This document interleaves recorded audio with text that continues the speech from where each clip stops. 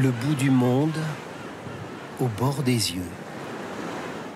Amandine Gamble rêvait de voyage et d'aventure. Son métier l'a conduit au cœur de la nature. On s'attache aux Malouines. C'est pas une réserve où on est obligé de rester sur le chemin. Là, on peut vraiment explorer. On a énormément de liberté. Chaque nouvelle île où on va, c'est une nouvelle découverte. L'archipel des Malouines, que les Anglais appellent Falklands, est un laboratoire à ciel ouvert pour les scientifiques. Amandine étudie la circulation des maladies chez les oiseaux. Un petit voyage? Ouais, un petit voyage rapide. C'est juste après. Elle vient pour la 4e fois.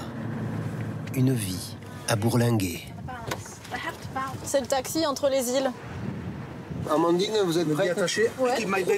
C'est le 5e vol pour la saison, donc ça va, je commence à avoir la routine.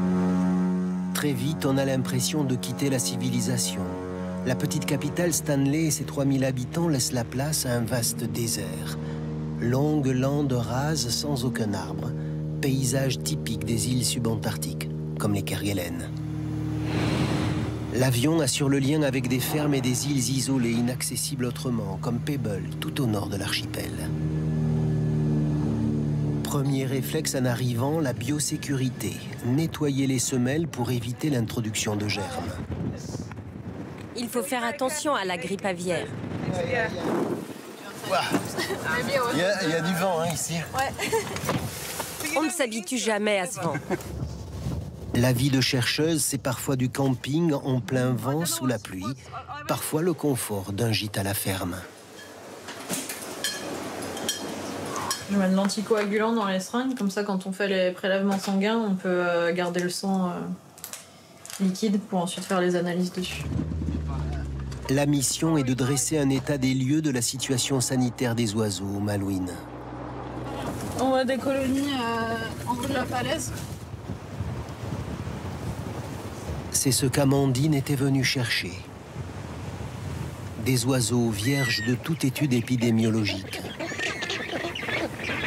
Une colonie de petits manchots, les gorfous sauteurs. Ils nichent ici avec des cormorans impériaux. Depuis quelques années, les populations de gorfous sont en baisse dans le secteur. Amandine doit prélever du sang pour voir s'ils sont porteurs de maladies.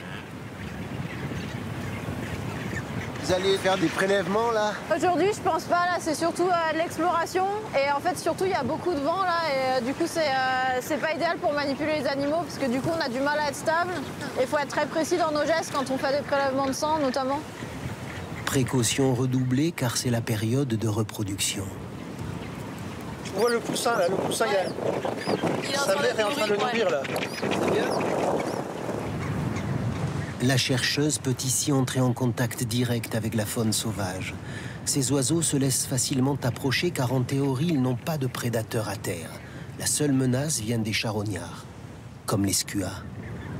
Avec le vent, ils peuvent faire du surplace au-dessus de la colonie, donc pour eux, c'est idéal pour chasser des œufs. Parce que du coup, ils peuvent rester au-dessus et ils attendent qu'il y ait un oiseau qui fasse un pas de travers, qui est l'œuf qui s'écarte un peu du nid pour récupérer l'œuf. Et puis, dans cette vie sur le terrain, pour Amandine comme pour nous, il y a des moments de grâce. Au bout du monde, au bord des yeux, le vol des albatros à sourcils noirs et leurs 2,40 m d'envergure. Ici, c'est pas exceptionnel, ici, c'est la vie de tous les jours. Mais quand on vient de France, ouais, c'est exceptionnel de voir les oiseaux planer comme ça au-dessus de la mer. En fait, ce qui est vraiment impressionnant quand on voit les albatros voler, c'est qu'ils battent jamais des ailes, ils font qu'utiliser le vent pour naviguer. Ils volent au ras de l'eau, ils se prennent jamais les ailes dans les vagues, on sait pas comment ils font, mais ils y arrivent. À 10 h du soir, la température chute à 5 degrés. Le vent frais de l'océan austral redouble. La quête de la chercheuse se poursuivra le lendemain.